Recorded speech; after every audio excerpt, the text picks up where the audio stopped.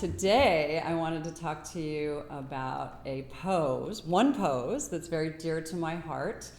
And that's probably because of you, because I've had the most amazing experiences in class with you when you teach the pose called Shavasana. So I'd love to talk to you about Shavasana. I was wondering if you could tell us what is your definition of Shavasana? My definition is the direct translation of the word Shava is a dead body. That corpse basically. But I think that's really meant to be you are dead to the outer world, very alive inside. Shavasana, some people use it for sleeping. You should not fall asleep in Shavasana. That was one of my questions. What do you do when you have a student that falls asleep? But please, I want you to keep going with your definition if you want to. So, if there is somebody who is kind of tending to fall asleep, I would say recline, don't go all the way down. And it takes a little practice. First of all, do you eat properly? Is your body healthy? Is your mind healthy? Do you get enough sleep? Okay. All those factors enter into it. But isn't it a matter of degrees that the better those things are, the better your Shavasana will be? Yes, but indeed. Everyone can benefit from Shavasana? Yes, indeed. Even a beginner who tends to fall asleep will benefit because in sleep you still hear. Not consciously, but subconsciously you still hear the gist of what's going on. So can you elaborate a little bit more when you said you're dead to the outer world, but what's going on in the inner world in Shavasana? Even in the inner world meaning my thoughts are still there with me. And really, what I call the outer world also is really in my mind. Because the entire sense of my relationship with the world is made up by what I perceive of the world, which brings in my senses. And those senses create an image in my mind. I'm relating really to that image. Even like I have a relationship with Leslie. But the Leslie I really relate to inwardly is the image I make of Leslie. In fact, relationship between two people strictly is never between two people. It is between whatever image one person makes of the other. It gets even more interesting because I have an image of Ramanand. Then my mind creates an image of Leslie. So the relationship is between those two images. Right. But you don't want to be thinking about that in Shavasana. No. So ideally, if it's I don't know if it's the right term to say, a good Shavasana, can you describe what ideally happens? Ideally, it begins at a very physical level. Where I lie down very symmetrically. I get used to that position so that I don't fidget. Take whatever support is necessary. Some people need a bolster under the knees It depends on what your back is doing. But you should be physically relaxed. Okay? The danger with being physically relaxed is that you will tend to fall asleep. That has to be learned over a period. After making the adjustment, as I said, don't recline all the way down and so on. But learn to relax. The other suggestion I would give to somebody who tends to fall asleep is sit on a chair and relax in a reclining chair. Because they have to somewhat stay awake to Yes. stay upright. Interesting. So Shavasana, classically, meaning in the older text, is always lying on the ground flat, but you're saying that you can practice Shavasana in other positions. Yeah, that's true of all postures. If you look at light on yoga and so you see Mr. Iyengar doing backbends in that, beginner is not supposed to go there. Same with Shavasana. Although ideally Shavasana is done on the floor. Today, after so many years of practice, I still need a head support. Okay? Depends partly on the shape of my head, Right. the shape of my torso, but I'm used to that support. But and Mr. Iyengar calls it the hardest pose. it is the hardest pose. So why is that?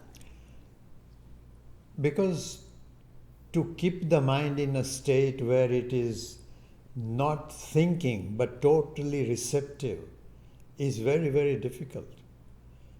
Because even if I'm kind of totally receptive to looking at you, okay, from whatever I see, ideas come up. Right. And those are difficult to shut down. Happens only after long practice. Unfortunately, what happens with many yoga students I know, they don't do Shavasana or do it for a very brief period. You can do it for a brief period after you've learned it for a long time. So for let's call it the intermediate student, somewhere between a total beginner and an advanced person, what do you think is the ideal time to do Shavasana? 1 hour. Really? Wow. You're talking ideal. Ideal, yeah, okay. And if you don't have an extra hour to do Shavasana, what's the next best? 59 minutes. Okay, I walked right into that. You can't cut down on ideal without having that kind of response. Okay, let me ask it a different way. Is 15 minutes enough for a more practiced person? For someone who does not have 16 minutes, yeah, 15 is enough. But then the idea is why do you not have more time? I'll tell you why you don't have more time. You don't think it's important enough. For anything in life which you think is important, you will find time. Well, I have had the honor of doing an hour Shavasana with you, so it was guided, but for me it was very challenging to be down that long because my sacrum started hurting. No, I don't think that's entirely true. While that is on a physical level, that is true. You are not used to it. I see. And I could also prop myself knowing that my sacrum might hurt. You can prop yourself, plus what happens when you fall asleep? You still have the same sacrum. I hope you don't put it to side. I generally try not to go to bed on the floor. I try to do my Shavasana on the floor and I try to sleep in my bed, so they're different. Yes, you are quite correct. It is different. But then you can get used to sleeping on the floor. You have to create that slowly. In the beginning, it will be difficult. So you're saying it was challenging for me because I was probably doing a 15-minute Shavasana regularly, did an hour for you, and I wasn't used to being able to hold that pose, so to speak, even though you're not holding. And it's true of any position you take. Right. Even if I'm seated like this, if I'm not used to sitting, after a few minutes I begin to fidget. So if Mr. Iyengar said it's the hardest pose, it's also extremely important. Can you say why you feel it's such an important pose? Do you feel it's an important pose, and if so, why? Currently, I feel it's a very important pose because in every other asana, you are actively engaging the mind to do variety of things with that particular asana. Shavasana is the only pose where you begin to become much more of a witness. And ultimately, that's who you are. You are a witness. You are consciousness, which is the primary witness. How to keep that conscious sense without bringing in the mind is almost impossible. It happens occasionally as a blessing. Yeah. Yes, I've had some very profound experiences in class with you teaching Shavasana that I've never had on my own. Yeah. See, the experiencer is more and more absent. Meaning, my idea of when I experience something, it's my body, my mind that is experiencing. I want body and the mind to be absent, which is a very different kind of, one doesn't even call it experience. The whole world dissolves. Right. But if I think of the world dissolving, then it doesn't dissolve. Exactly. So It's that's like what saying, happened. Yes. Yeah. It's like saying, don't think of a black cat. Right. That's exactly what happened. I felt like there was no Leslie. I just kind of connected. Leslie disappeared. The entity Leslie disappeared, and there was just this light in my head. Like it was like someone turned a light switch on in my head, and I just was one with everything without sounding too new age. That should but- immediately confirm the sense that what is Leslie in your mind? Leslie is this body, mind, sense complex. That is a relative reality. It's not unreal. But ultimately, it's nothing. If I go to use Shankara's words, you are neither born nor do you die. The body is born, the body does die. But you know. So I feel very fortunate that I was able to have those experiences, and it's one of the reasons that. No, but the experience doesn't belong to what you call I. Yes, I agree.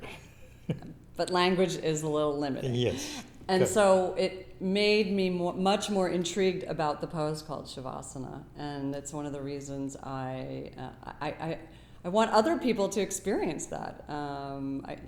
So I want, one of the reasons for this interview is that as you said, a lot of people don't practice it. I know a lot of teachers don't teach it per se. They're silent, which is okay, but you actually teach it. You guide it. I'll say it that way. Guide it. So can you say a little bit about the benefits of being guided by a good teacher in Shavasana as opposed to just silence? In being guided, you begin to scratch the surface, which then opens up your mind to a possibility. That's the benefit. Ultimately, you don't need guidance. The fact that you think you need guidance itself is a hindrance. Mm-hmm. But most people need it because everybody's sense of who they are is related to the body, mind, sense complex. Right. So how would a practitioner who, is a seeker, is there anything they could do on their own when they don't have a teacher, but they want to try to allow Shavasana to be better? Yeah, I think they can do it. But they have to be extremely serious about knowing the first two steps of Patanjali Yoga, Yama and Niyama. You have to figure those out and include those in your daily practice, in the way you live life, to a very, very great degree. Because otherwise you've got vrittis about it? Otherwise, there are a lot of vrittis, sure. Okay, so that's a person out in the world. Is there something more local, meaning they're in Shavasana at home? Is there anything you would suggest? Keeping in mind what I have said about Yama and Niyama, do the best you can. Don't feel guilty about the fact that you cannot practice those perfectly. Okay? Be satisfied that as a human being, given what I have been given, I am doing the best. Only don't make that an excuse not to try any better. Well, because I've been studying with you for so long, one of the things, you start with talking people through physical relaxation, like letting go through the facial muscles and the tongue and the jaw, and so you do talk through the physical body, like allowing. You encourage us to allow any tension to let go. Mm-hmm. So that's something a person could do, like a practice, right, from head to toe. Definitely, yeah. Do you feel it's important to start with the head? Does it matter if you start from here to there or there to here? I used to start with the feet. Okay. But over a long period, what I have discovered for myself is that it's better to start with the head. Because for a beginner, it's okay to start with the feet because their inability to practice Shavasana or experience Shavasana has much more to do with physical body. As you become proficient at it, you find that the real restriction lies in my mind. So to begin with the head is better. Also, I find when I look at beginners doing Shavasana, the tension in the head, face, does not go away very quickly. And yet they think they're relaxed. Mm-hmm. Okay? To draw their attention that, there is much more going on in facial muscles that needs to be relaxed. Okay? But if one doesn't have even a sense of what that feels, okay? If you want to see a relaxed face, really, Look at a healthy newborn baby who is not, who is not sleepy or tired or hungry Right. or needs to have the diaper changed. Right. Total relaxation of the face. Interesting. So much so, in fact, that I would advise people not to look at that baby's face for too long. You wake them up Just by looking at them? just by looking at them. Because the tension from your face is getting... Something happens where, baby picks up attention. In fact, you should not stare at anybody who is fast asleep. It will wake them up. Maybe you have the power to do that. I think if I am sleeping like that, I'm in deep sleep and you stare at me, I doubt if I will wake up today. But 20 years ago, yeah, I would wake up. You feel the presence of somebody. Mm-hmm. Yeah. Do you think, how important do you think it is? Obviously, some people have physical limitations about lying flat on the ground with nothing, no support. But is there something ideal about that as opposed to putting a bolster under your knees, a blanket under your head? And is there something superior in the ability to lie flat on the ground without anything? Very superior for sure. Okay, tell me about that. Mother is somebody that nourishes you. And apart from your biological mother, at a very deep level, it is this earth that supports you.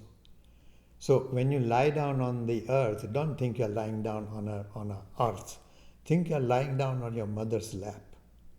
Mother of all mothers, really. Mother of all, I was going to say, some of us, had difficult, challenging relationships with our mother. But the mother of mother has no such right, challenge. Exactly, yeah. Okay, so that's something that one could work towards, is less Work towards propping. it, yeah. Mm-hmm. I mean, understand that, no matter how difficult my life is, for somebody, let's say, you are still supported by the planet. Yeah, right. Without which the body would be dead. Okay, so that's the outer form, is in a no prop Shavasana. You're by yourself and you're thinking from the head to the toes, can I let go of any tension? And then where would one go? I usually go to the breath. Would you agree with that?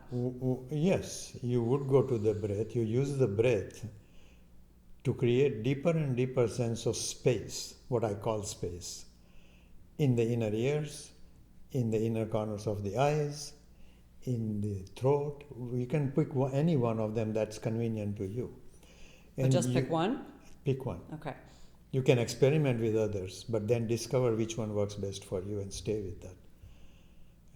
And in that space, imagine the brain, the sense of ego in effect drops and begins to become smaller and smaller and smaller. And you can't say that I will do it until I feel it has disappeared. It's just like saying you can lie down, fall asleep. You can watch even to some degree, but you cannot actually see yourself falling asleep. Right. Okay? You cannot time it that, at this moment I fell asleep. It's like that. The ego dissolves. The idea of the ego dissolving disappears. Ego dissolves. If there is an idea that my ego is dissolving, then it's not getting there. Right. I want to go back. One thing you said was interesting about focusing on either the inner corner of the eye or like the hollows, we'll call them the hollow. Why the hollows of the body? Why is that special? Because they're related to sense organs with which you relate to the world. Okay. But we have hollows of the groin. Not a sensory hollow. Okay. I see. Oh, okay. I So don't you're saying relate to the focus on world the with my sensory. groin. Right. Some people do. Just kidding. Okay, we'll edit that I would stay away from those people. They need to practice Tadasana much more. Okay. So I see. So the hollow. Okay, the inner corner of the eyes. It could be the the notches of the nostrils. Is that one? No, because the sense of breath is not in the nose; it's in the roof of the mouth. So would you use the roof of the mouth as well? Yes. Okay, and then what? Inner ears. Inner ears. But use this also for sound. And then what about our skin, which is an organ? Just True, very good idea. But what happens to the sense of skin, sense of touch in effect, when you are relaxing? you're either you can feel your contact with the earth, or maybe the air around you, temperature, and I don't know. But more than physical touch, psychological touch. Okay. Right now I'm touching you with my heart. There's no physical touch. But I'm touching you, and you are touching me knowingly or unknowingly also. Okay. But while I have that sense of touch, which is not touch, physical touch, I have the same with Andrea. I have the same with every living thing around me. I'm not saying I'm perfect at it, but that's how one should be. You sense the entire living world around you. And the closer the proximity of some people is, the better you sense it. But if you look at someone like, and if I may quote, someone like Mahatma Gandhi, okay, he's in touch with 360 million people. Okay. The sense that if one person is hurting, I am hurting because I am that person. And similarly, when one person is joyful, I am joyful also. Okay. That sense of touch, although begins with the skin, a child relates to the mother by touch, okay, it gets much deeper psychologically. So that's why you don't focus on the skin. Don't fall, because there is no space created Right. there. Right. It is an expanding thing. That expansion collapses to being you. Okay. But there is no sense of space, at least I don't have it, like you have it with inner corners of the eyes or ears or throat. Okay, I understand that concept, and maybe you taught this a while ago, but am I misremembering that maybe you taught the skin to release away from the muscle and the muscle release away from the bone? Is that something? That's the physical part of relaxation. Okay. That's correct, and I have taught that. If you listen to the recording I made with Mukesh, okay, where the sense of sound helps me much more. Although I think I could relax with inner ear without that. That sense of sound really was magical. Still is magical when I hear him.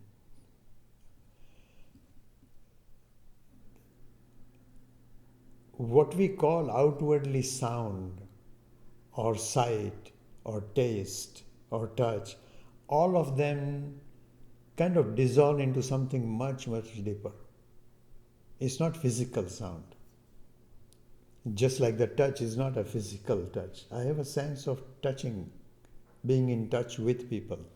And in English we use that kind of language. Mm-hmm. But it's not a physical touch. And yet, that's a very good way to describe it, because it's the same touch which has a much deeper sense. Like Swami Dayananda would describe it as ear of the ear, eye of the eye. Okay? Everybody has that sense. That has to become much deeper. So the ear of the ear is the inner ear. So, I mean, when I tune into inner ear, it's, nonstop Leslie chattering away. So I want her to shut up. That's not quite inner. That's not what you mean. No. Ear of the ear means a very deep sense of hearing, which is not physical. So if it's not physical, what are you hearing? The hum of the universe? No, what you are hearing is a kind of image I have created of the earth or of the relationships around me. Okay? Even when Leslie is not here, if my mind thinks of Leslie, I can hear your laughter, I can hear your jokes. Okay? But you are not here physically. So it's my memory, I see. Okay. which when it becomes clear, I become much more clear that even when you're physically here, I'm really relating to that Leslie in my mind. Okay? And everybody does that. People Right. either know it or don't know it. Right. In fact, you cannot do otherwise. When you fall asleep, the so-called world disappears. Physical world does not disappear.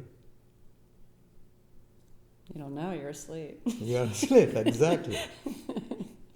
Which means when I am awake, even though I appear to be relating to the outer world, I'm really relating to the image I have of that outer world. Physically, there is a relationship with the outer world. Psychologically, forgive me for saying this, you have zero relationship with the outside. You only have relationship with what you have made, your mind has made of the outside world. Mm-hmm. So when you say that, I did not have a very good relationship with the mother, you didn't have very good relationship with the image you made of your mother. Has very little to do with that mother. Can you come to terms with, of course not the physical mother you had, but come to terms with the image you have of your mother? Mm-hmm. Yeah. And if you can do that, your problem, as it were, with the mother is gone. Agreed. How do we get onto that? We were talking about Shavasana. Because Shavasana is relationships with which I'm dealing. So you get to whatever is close to you. Okay. Yeah. Okay. That's another conversation. See, you just keep making more work for yourself. So the preferred physical setup would be as few props as possible. But you also said earlier, if you fall asleep, you could sit up in a chair. So I think a lot of yoga teachers out there that might be listening might set their students up in maybe Supta Baddha Konasana, or maybe even like a super supported Setu Bandha on bolsters, or even Viparita Karani. And you said that would be okay? That would be okay. One has to know what is it you are trying to do in the process. If I find somebody very tight in the groin, okay, it has a physical tightness, but it has psychological components. So to put that person in, let's say, Baddha Konasana, Supta Baddha Baddha Konasana would be fine, provided I give enough supports. Right. Otherwise, it will agitate the person. Right. Am I thinking correctly that one of the things in Shavasana, I understand it would be great if you could do it without props, but one of the things you want to do with props is to take away any physical discomfort feedback, because then you can't get anywhere, because all you're thinking about is my inner thighs are hurting right now in Supta Baddha Konasana. I don't have enough support. You can't get any further than that. Correct, yeah. Yeah. Support, there should be enough support. Along with that, though, there should be a recognition that even in yoga posture, Mr. Iyengar is the grand master who created all the supports. Okay? To the point where I've had people, yogis, visiting me here, who sort of say, why does he do that? This is not correct.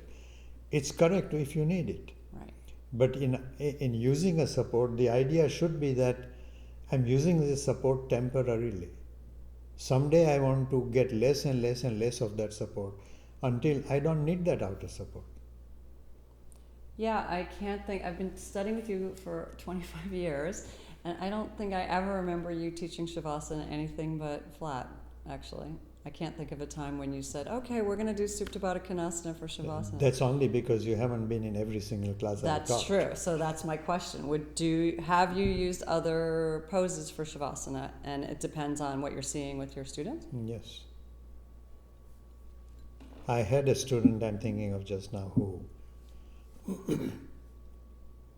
after a class, when she's in Shavasana along with other students, she will start crying or yelling or getting very upset.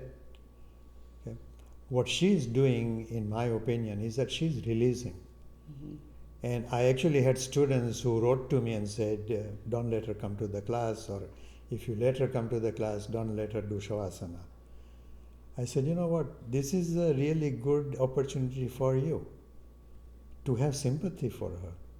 She's not doing it on purpose. Something is coming up that she has difficulty handling. Let her be, and you will find that if you have that attitude, she will relax better. And then everybody will be better off as a result. And that's what happened to that class. And she was finally able to be quiet. She was able to be quiet. Interesting. Funny thing is, after she became quiet like that, I don't think I ever saw her in my class again. But my conclusion was, this is what she needed. Exactly. When she got it, Yeah. she had other things to do. That's interesting. So you have mentioned to me once or twice about, I think Mr. Iyengar used you as a demo for Shavasana, and he adjusted you, and you felt like, wow, I never wanted to come out because he adjusted you so well. So I would love it if you could maybe start with that, like what was going on internally for you there, as well as, are there any other times when you were either with your teacher, Mr. Iyengar, or by yourself, where you had a profound Shavasana experience? See, as I said, Savasana has a lot to do with relationship. My relationship with Mr. Iyengar was profound. Yeah. Okay. There were occasions when he told me something like, I love you. Okay. So that relationship was very strong, very deep. I have also heard other people who have been long-time students of Mr. Iyengar, who live in Pune, to come and say, oh, Ramanand, he treats you very differently than he treats any of us. Like from the platform when he's teaching, occasionally to help that teaching, he would put Gita and Prashant on the platform to demonstrate. He never asked them to sit on the platform and teach. That came much later. But he asked me to sit and teach. So you're saying when he adjusted you in the Shavasana to show others, he was doing it, you can't separate that he had this loving relationship with you. You can't separate. Yeah. The thing about that particular adjustment that I think of is, this is what I am imagining. But I think what he saw was that Ramanand thinks his groins are open and his legs are relaxed as a result. Let me show him that it is much deeper than that. So the adjustment he made was finally like, oh my God. What did he do?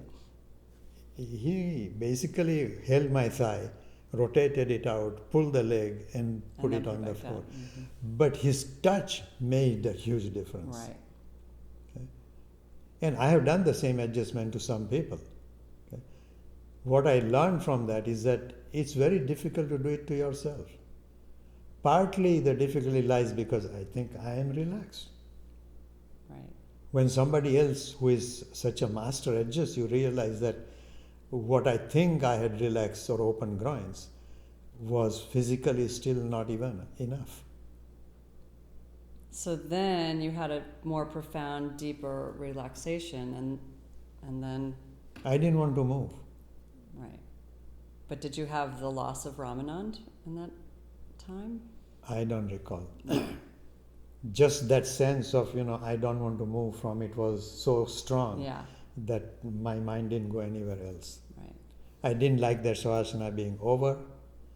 I definitely did not want anyone else to touch me. Right. So have you had any other memorable experiences in a Shavasana, but either by yourself or with a teacher? Where you were like, wow, I went deep, or I disappeared, Ramanand, the person known as Ramanand disappeared? The only other adjustment I had that I really liked and I remember was Adil's mother. She was teaching Shavasana, and she came and took my skin from the back and dropped it down. No one had adjusted that for me before, but that I thought was very profound. But again, this was touch from a friend's mother. Right. So that sense of mother was there. If anybody else had done it, I'm not sure I would feel the same thing.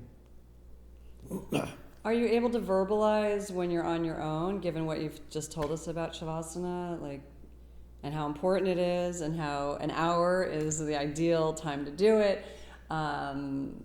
So can you describe your internal experience at all of what happens to you? I don't know how much I can put that into words, but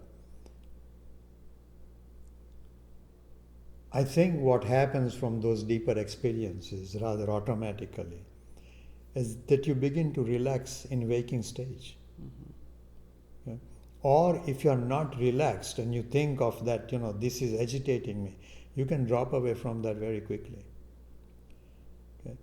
With the result that sometimes when I get angry and I react angrily to something, I'm very conscious that I'm making a show of anger to get some result. I'm not angry. Okay. Mm-hmm. I remember a traveling monk that I heard. He was giving a talk, and some kids in the background were making noise. So he tells somebody, he says, go and get those kids to be quiet. He says, make a show of anger here. See that anger doesn't go in your heart, but pretend you are angry. I learned a lot from that. Mm-hmm. We could all learn a lot from that. Yeah. There are times in life when you have to, be strong and make a show of anger, but it should not go to your heart. You drop into a non-I state. Yeah, you drop into a non-I. How is that different from I'm in my bed and I'm in that place of not asleep but not awake? How is that different? Are you in deep sleep or? No. I'm like get into bed and I'm not quite asleep, but there's always that kind of dropping off place. Is it similar? Yeah, like you described earlier, there are layers and layers of it. You begin to drop off some superficial layers. But when I'm going to sleep, when I'm trying to go to sleep, and I'm in that kind of in-between state, I'm wanting and tending to go to sleep. But you're saying the difference in Shavasana is you're trying to stay in that in-between? Yeah, I'm reminded of words of Swami Rama, who somebody asked him one day that, Swamiji, we think you sleep only 1 hour a day. And his response was, doesn't everybody? Because the rest of the time you're tossing and turning. I can certainly relate to that.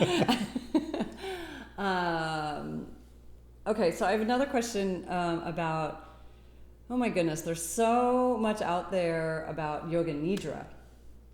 And Richard Rosen is a friend of mine, and he is also really into reading the older texts, and he's also my friend. And he's your friend too, yes. And I have a question from him that I'll ask you at the end. But I said Yoga Nidra. A lot of people are saying Yoga Nidra and Shavasana are the same thing, and that's not my understanding. And he said that's not my understanding either. Is that your understanding? My understanding is they're the same thing. Oh, really? Yeah. Okay. Nidra is simply a Sanskrit word for sleep. Yogic sleep and Shavasana. I don't see a difference. Somebody may, in their own personal definition, have a difference between the two. Like Swami Rama, you mentioned him. Like Swami Rama. Yeah. The objection to the word Shavasana is this concept of dead. I see. They relate to it as dead body, which is very stiff. It's not relaxed. Mm-hmm. Okay? But the reference is because they misunderstand that it is body you're talking about. It's not body. It's that your sense is dead to the outer world. If that is understood, then there is no difference between Yoga Nidra and Shavasana. But if you look at the older texts, which there are a lot of them, they always refer to the relaxation part at the end as Shavasana, not Yoga Nidra. So I think Yoga Nidra, I don't know, I'd have to research this, but I think it's Yoga Nidra, in my opinion, I may be wrong, in my opinion, that word was created by somebody who did not understand the meaning of Shava. But there's also more modern teaching, and I don't remember who does it. It's called I Rest, I think. But they do the, tense everything up and then, and then let go. And they're calling that Yoga Nidra, which is very different from Shavasana. So, but that's just something more modern, is that? It's not modern. It's been taught for a long time. If I'm not able to relax my arm, I don't have any sense of what that means. Then you purposely tense it and let go. That letting go done a few times begins to show you what it means to relax the arm. Okay? That's a beginning teaching. Beginning of Shavasana for somebody. But it's not necessarily, that's Yoga Nidra and not Shavasana, to your knowledge. No. Okay. To my knowledge, absolutely Yeah. not. One definition I saw recently was that Shavasana is the pose and that Yoga Nidra is what you do in the pose. I was like, okay. But it's, I guess you always just have to define your terms. Yeah, interesting semantics. See, behind saying that, if somebody understands the deeper meaning of Shavasana, that's fine. If it's simply playing with language, then you are caught up in ego. I create my own definition. Right. Who cares?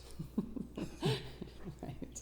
As long as you start with, I'm going to use this term and this is what I mean by it. Yeah. I think that's You can use any term. Explain it to your students what you mean by it. And then there is a certain communication. That communication is important. The word is not. Okay. Is there any time, situation that you would not give a student Shavasana or think it should be avoided? I can't think of a situation like that. I'm sure there is. I can't readily think of one. The only one that comes to mind for me is I've heard this is somebody's very depressed, that they should do a Shavasana but with their eyes open because of the situation. Possible, yeah. Also, I would put them in a different posture, What would you put them in? but face down. Why? Because when they're face up, they're facing the world, as it were. Right. Face down, kind of. When you put someone face down, would you have them doing the forearms, or would you have a head support, arms at your side? Or It depends on what their shoulders are doing. I see. If I do it myself, I would not have the arms in this position because Right. there's a problem with the shoulders. Right. So give them whatever feels relaxed. So there's no ideal one if the I don't think shoulder is there is. healthy. Even put a weight on the head, Face down? face down, Where would you put it? on the occipital area, Like a sandbag? like a sandbag. And you would traction it away from the cervical? Traction it away from the body. Mhm. Okay. So where did you, when and where and how, your Shavasanas, no one does Shavasana like Ramanand, or teaches it like Ramanand. So obviously you're saying Mr. Iyengar didn't really teach it unless he was showing something. So when did you start doing it? Why? I did it from the beginning, and I think a lot of psychological relationship with my father was very, very important in that. Okay. Just like I had a special relationship with Mr. Iyengar, I had a relationship with my father that none of my siblings had. My older brother, in fact, was a little angry with father. Not too angry, but certainly a little, feeling that he was kind of raised in a more strict discipline than the rest of us were. So how did your relationship with your father relate to how you teach Shavasana? I think he taught me to relax, not get agitated over things. His attitude was, you can get agitated if your agitation creates the desired result. But for example, to get angry with Donald Trump, completely useless. It's only hurting you. It's only hurting me. It could spur you to do action. It could. I know somebody who does act that way. Which is a good thing. If Which you're, is a good thing. Yeah. But you don't want to hold on to it. No. It may bring some effect in my class about what I talk about a person like that. But then, being in a yoga class, I wish I would say it more often, that if you have a problem with, let's say, Donald Trump, for example, you have a problem with an inner Donald Trump. That's where you can do something, and that's much more important. If you find this person has some qualities you disapprove of, same qualities there in you to a lesser degree. Deal with that. So, I mean, your Shavasana, you teach different things different times, but it's very poetic in what you say and very succinct. is this just from your own experience? Like, It's from my own experience, it's from my life experiences in effect. And one particular way that it has profoundly changed me in my Shavasana practice or teaching is the Mukesh. Okay. The effect of that sound as I felt it, as other people experienced it, has been very significant. well, that brings up another question. So you were actually listening to him singing in Mhm. Shavasana? So you're saying that that made it much more profound for you. So would you encourage students to have music? Not a different kind of music. Okay, same thing repeated again and again and again. More Like- drony. Right, Yeah. like Mukesh I would say something, and then I want that effect to go deeper. I would signal to him, and he would very slowly come up with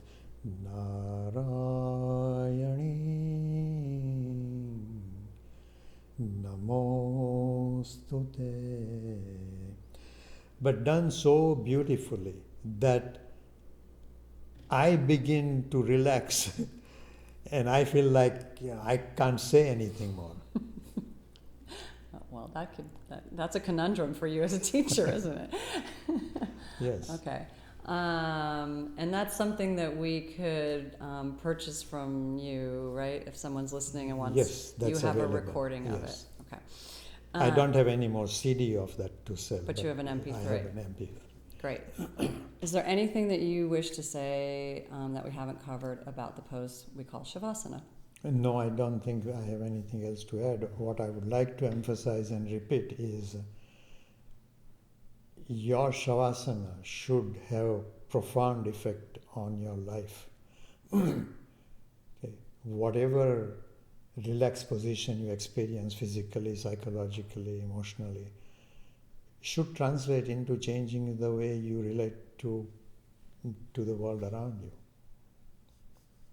If not, Shavasana is useless. So, in closing, you would say everybody should do a little more Shavasana? Little more Shavasana. Be a little relaxed about the way you deal with life. Because in life what you do is, I put myself in an ideal position and I want everybody else to change. Okay. What I forget is everybody has the same position. Okay. Learn to accept life more. Not that you accept bad things as they're going on, but deal with them with little kindness. Okay. So maybe in a future video we will have you set me or Andrea up in Shavasana to just show what you would ideally do. But in the meantime, if anyone's interested in getting your audio file, they can email you. They can email me. Okay. All right.